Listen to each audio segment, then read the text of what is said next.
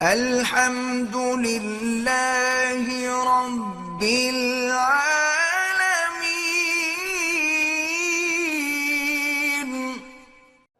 کہتے جی کہ غسل سے پہلے آدمی حمام میں برہنہ حالت میں وضو کر سکتا ہے؟ بدبخت، جب غسل کر سکتے ہو تو وضو کیوں نہیں کر سکتے؟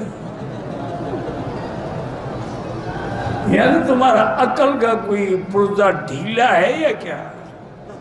اگر برہنہ حالت میں غسل ہو جاتا ہے تو وضو کیوں نہیں ہوتا؟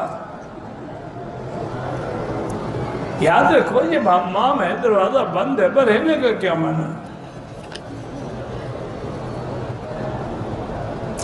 کہتے جی کہ ایک آدمی اپنی بیوی کو بند کمرے میں، جبکہ گواہ کوئی نہیں تھا، 3 طلاقیں تھے، بالکل کام ہو گیا، 3 طلاقیں ہو گئی، طلاق کے لیے گواہ کی ضرورت ہی نہیں۔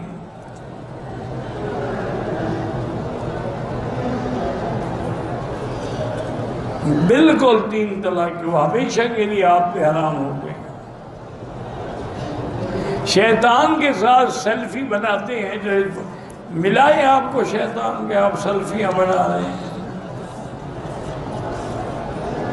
یہ جو مینا میں وہ ستون ہے نا، یہ سمجھتے ہیں وہ شیطان ہے، وہ شیطان نہیں ہے۔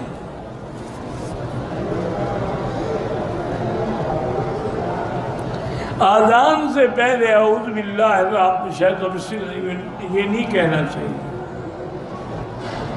تبلیغ میں جانے کا فائدہ یہ ہے کہ مسلمان بن جاؤ،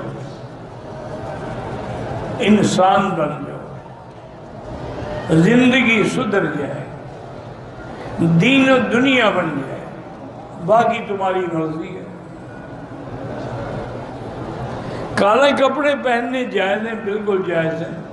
کہتے ہیں فرعون پہنتا تھا، فرعون تو خیر کالا خضاب بھی لگاتا تھا، تو تم صرف کپڑوں کا کیوں پوچھ رہے ہو؟ کالے خضاب چھوڑو، باقی کالے کپڑے پہننے کو سنت نہ سمجھو جیسے شیعہ سمجھتے ہیں، یا اس کو غم اور سوگ کے لیے نہ پہنو کہ کوئی مر جائے تو پھر کالے کپڑے پہنو، وہ حرام ہے۔ حضرت فرمایا من لبس سودا، جو سیاہ کپڑے پہنتے ہیں، وہ شکل جیوب، اپنے کپڑے پھاڑ ڈالتے ہیں، وہ ضرب الخدود، اپنے چہروں پہ تھپڑ مارتے ہیں، ان کا میری جماعت سے کوئی تعلق نہیں۔ 4 مہینے سے پہلے عورت بچہ ضائع کرانا چاہے، بہرحال وہ گناہ تو نہیں ہوگا جو 4 مہینے کا ہوتا ہے، لیکن نہ کریں آپ ایسی بات۔ بچہ ضائع کرانا کوئی اچھی بات نہیں ہے۔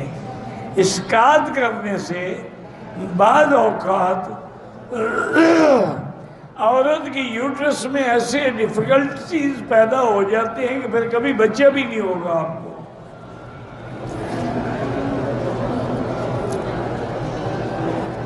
اقامہ بھی ختم ہو گیا، دوست بھی چھوڑ گئے، صحت بھی خراب ہو گئی۔ بہرحال آپ اللہ کے حرم میں وقت گزاریں، 2 رکعتیں پڑھ کے اللہ سے مشکل حل کرنے کی دعائیں کریں، حسبنا اللہ و نعم الوکیل پڑھتے رہیں، اللہ ساری مشکلیں حل کر دیں گے۔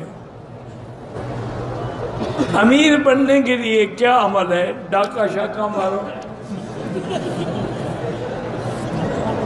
بچ گئے امیر بن جاؤ گے، مر گئے تو انشاءاللہ جیل۔